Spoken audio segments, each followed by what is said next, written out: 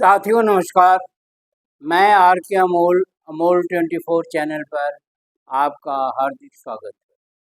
आज देश और प्रदेश की कुछ खास परिस्थितियों और कुछ खास समस्याओं के संबंध में चर्चा करें। समस्याएं वो होते हैं और समस्याएं पैदा की जा रही हैं। अभी एक खबर आई, वायरल हो रही है कि लखनऊ में बिजनौर इलाके में एक अवध रेजिडेंसी कॉलोनी है, जिस पर एलडीए ने उसको सील कर दिया है और उस पर बुलडोजर चलाने की कार्रवाई भी की जा रही है। ऐसी स्थिति में कुछ गरीब किस्म के निम्न मध्यम वर्ग के लोग किसी कॉलोनी में अगर मकान बनाते हैं तो उनके लिए तो एक बहुत बड़ा काम है, एक बहुत बड़ी उपलब्धि है।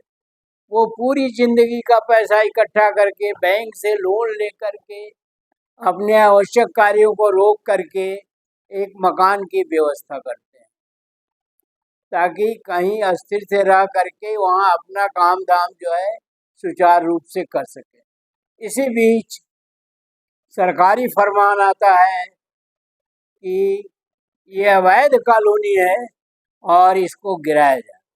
ऐसा कैसे हो सकता है भाई? ये कौन सा न्याय है?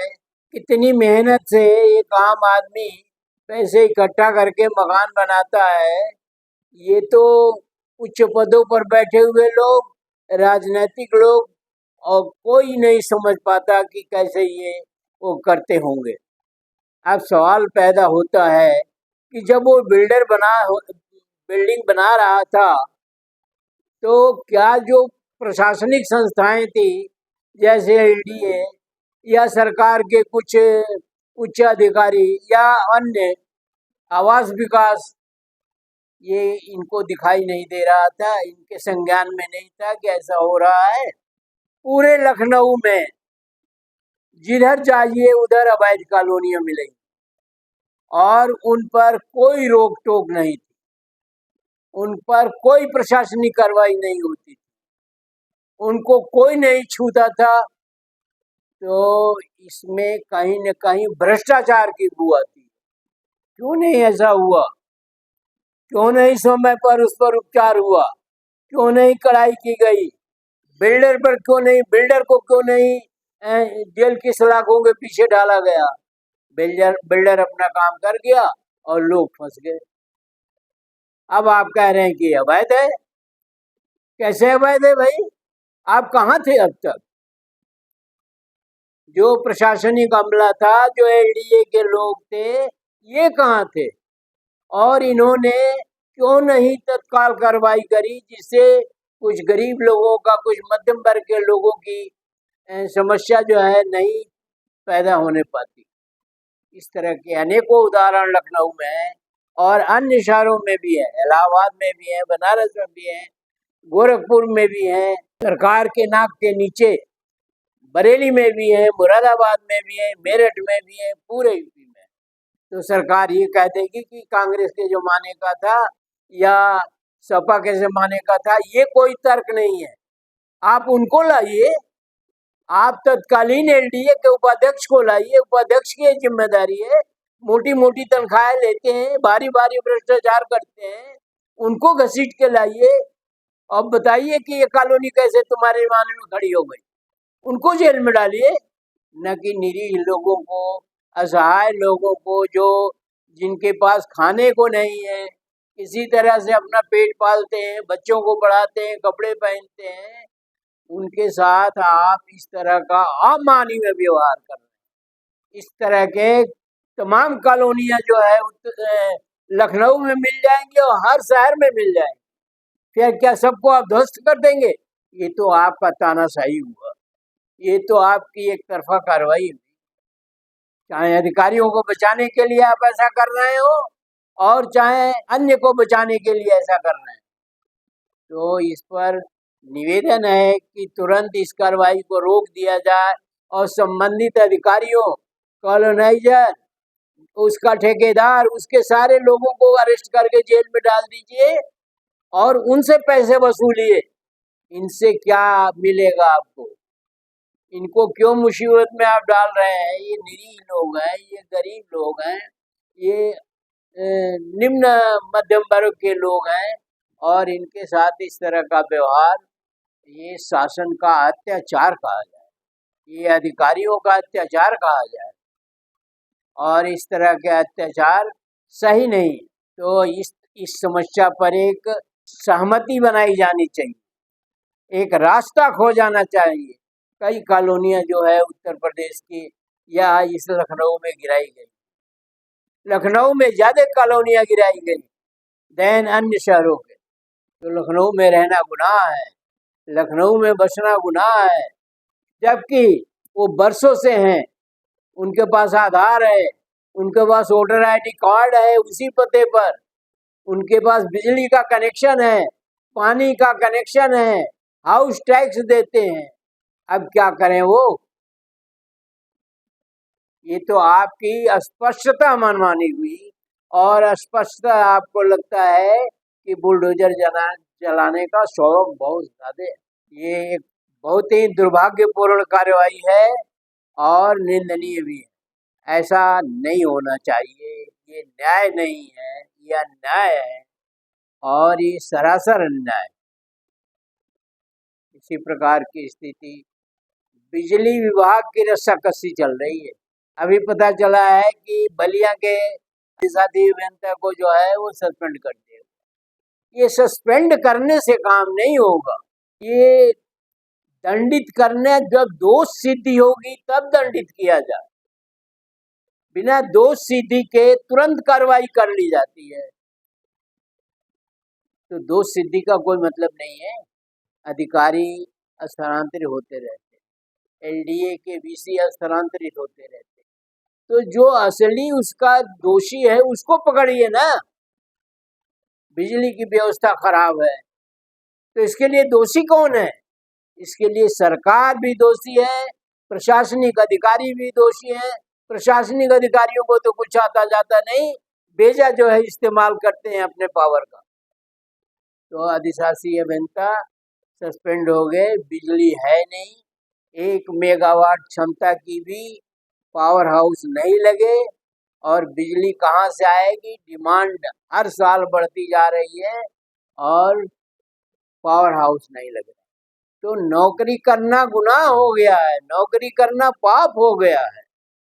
तो हर चीज यहाँ गुनाह है बेकसूर के लिए, बेकसूर के लिए यहाँ हर चीज गुनाह है।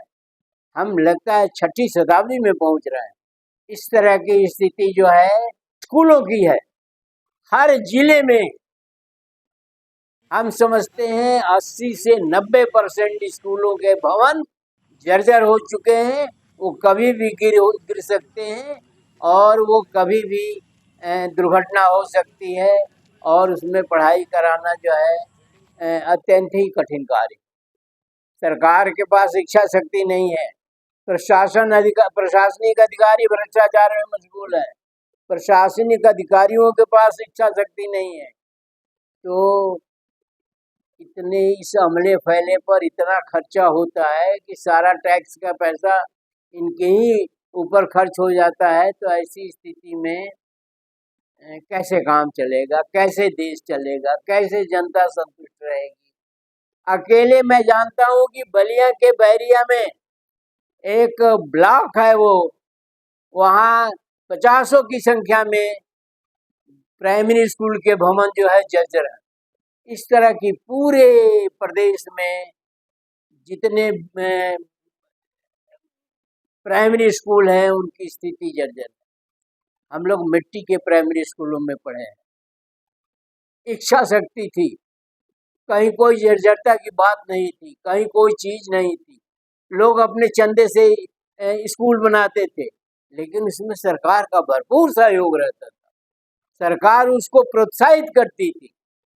आज तो सरकारों के पास बहुत पैसा है, आज तो पब्लिक के पास भी बहुत पैसा है, तो इन स्कूलों की इच्छा शक्ति नहीं, न सरकार के पास इच्छा शक्ति है, न प्रशासनिक अधिकारियों के पास इच्छा शक्ति है, और पब्लिक तो पब्लिक है। पब्लिक सोचती है मुझे क्या लेना देना है, क्या करें हम। पब्लिक तो वैसे जी टैक्स के मामले में निचोड़ चुकी है। उनको तो भिगो भिगो के निचोड़ा गया है। तो ऐसी स्थिति में शिक्षा का भी सत्यानाश, बिल्डिंगें नहीं है, जर्जर है, गिर गई हैं। अब एक उदाहरण दे रहे हैं, अभी अभी मैं गोरखपुर गया था, वहाँ पे एक बहुत पुराना 1905 का पॉलिटेक्निक है और उसमें इंजीनियरिंग कॉलेज भी 5-6 सालों तक चल चुका है। वो इतना समृद्ध पॉलिटेक्निक है कि वहाँ इंजीनियरिंग कॉलेज चला। वहाँ गया देखने के लिए, ऐसे घूमने के लिए, तो हमने देखा कि अंदर की सारी सड़कें खराब हो गई। खराब नहीं हो गई है, उखड़ के खत्म हो गई है, मिट्टी आ गई है, बिल्डिंगें जर्जर हैं। हॉस्टल में जिसमें हम लोग कभी रहा करते थे, वो हॉस्टल भूत का डेरा हो गया है। वहाँ चारों तरफ घास उग गई है, बिल्डिंगें गिर रही हैं और सड़कें खराब हैं और वहाँ हॉस्टल में जाने की नौबत ही नहीं है। हॉस्टल में जाना खतरे से खाली नहीं था। तो इस तरह से राजकीय भवनों की स्थिति है, ये मैं अपना आंखों देखा हाल बता रहा हूँ। तो क्या हो गया? क्या सरकारें आंख मूंद के केवल मंदिर बनाएंगी? सरकारें आंख मूंद करके केवल राजनीति करेंगी? सरकारें आंख मूंद करके किस दिशा में काम कर रही हैं? कोई तो दिशा होना चाहिए। वो इतना पुराना 1905 का पॉलिटेक्निक, जिसकी भवन जो है अंग्रेजों ने बनाई होगी, और जो 1970-80 तक तो ठीक था, 70-80 के बाद उसकी स्थिति खराब हुई होगी, जैसा देखने से लगता है। तो ये शिक्षा संस्थान, असली मंदिर यही है। इसी मंदिर से देश के नागरिक निकलते हैं, जिनके अंदर कुछ करने की क्षमता पैदा होती है। मंदिरों से कोई नहीं निकलता है जो देश को बना सके, जो देश में सक्रिय योगदान कर सके। तो ये तो प्राइमरी स्कूलों की स्थिति हो गई, मिडिल स्कूलों को भी यही स्थिति है, और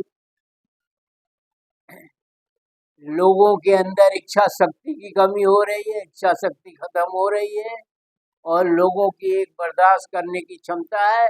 फिर लोग बागी सरेंडर कर देंगे, आप उनको जेल में डाल दो, उनको मार डालो, उनका कुछ भी कर डालो, अब वो विवेक शून्य हो जाएंगे। फिर विदेशी आक्रमण होंगे और ये देश गुलाम बनेगा। ऐसी यही प्रक्रिया है। जिस देश में का शिक्षा नष्ट हो गया, जिस देश में रोजगार नष्ट हो गया, जिस देश में स्वास्थ्य नष्ट हो गया, वहाँ का वातावरण जो है अंधकारमय हो जाएगा। आज राजनीति में केवल और केवल षड्यंत्र हो रहा है, हर जगह षड्यंत्र हो रहा है।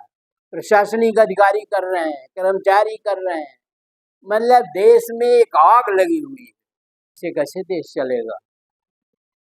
ऐसे ये जो बच्चे पैदा हो रहे हैं, या जो बच्चे हैं, या जो नौजवान हैं, वो कैसे कब तक सरवाइव करेंगे? असली धन तो नौजवान ही है। किसी भी देश का नौजवान असली धन होता है। वो बेरोजगार है, वो स्वास्थ्य से पीड़ित है, वो शिक्षा से पीड़ित है, और भी उसके सामने तमाम समस्याएं हैं। भ्रष्टाचार चरम पर है। आप तो आए थे भ्रष्टाचार खत्म करने के लिए, यहाँ तो देखते हैं कि भ्रष्टाचार और बढ़ गया। तो देश की जनता पर रहम करिए। आपसे निवेदन है, प्रार्थना है, करबद्ध प्रार्थना है कि देश की जनता पर, इन गरीब लोगों पर, इन असहाय लोगों पर, इन अशिक्षित लोगों पर, इन अस्वास्थ्यकर लोगों पर, बेरोजगार लोगों पर आप दया करिए, आप रहम करिए और उनके लिए रोजगार की व्यवस्था करिए, स्वास्थ्य की व्यवस्था करिए और शिक्षा की व्यवस्था करिए। तमाम व्यवस्थाएं आपको करनी चाहिए। प्राइवेट हॉस्पिटलों की बात बता दें, सुप्रीम कोर्ट की टिप्पणी है, प्राइवेट हॉस्पिटल इनको एटीएम की तरह से इस्तेमाल करते हैं, एटीएम की तरह से प्रयोग करते हैं। क्यों? क्यों लोग प्राइवेट हॉस्पिटल में जाते हैं? कारण तो होगा कुछ। कारण स्पष्ट है कि सरकारी अस्पतालों में व्यवस्था नहीं। क्यों लोग बाहर जा रहे हैं?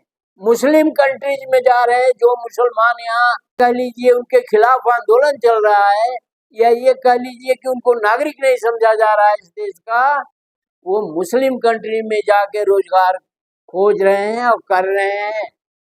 यह दुर्भाग्यपूर्ण है, निंदनीय है। इसकी जितनी निंदा की जाए उतना कम है। उत्तर भारत के प्रदेशों की स्थिति अत्यंत ही डावाडोल है, अत्यंत ही खराब है, बहुत ही शोचनीय है और दुर्भाग्यपूर्ण है। जबकि बड़े बड़े तुर्रम खां जो है यहाँ शासन की कुर्सी पर बैठे हुए हैं, जिनका कोई शानी नहीं है, जिनका कोई मुकाबला नहीं है, परंतु चारों तरफ अराजकता की स्थिति बनी हुई और लोग बाग त्रस्त हैं और ये सोच रहे हैं कि अब पता नहीं अगले क्षण क्या हो जाए, कौन सी मुसीबत आके खड़ी हो जाए। वीडियो को ध्यान से पढ़िए, समझिए।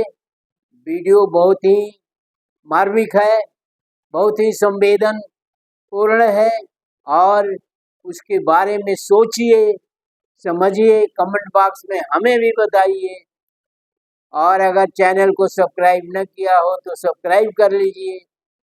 धन्यवाद। जय भारत, जय हिंद।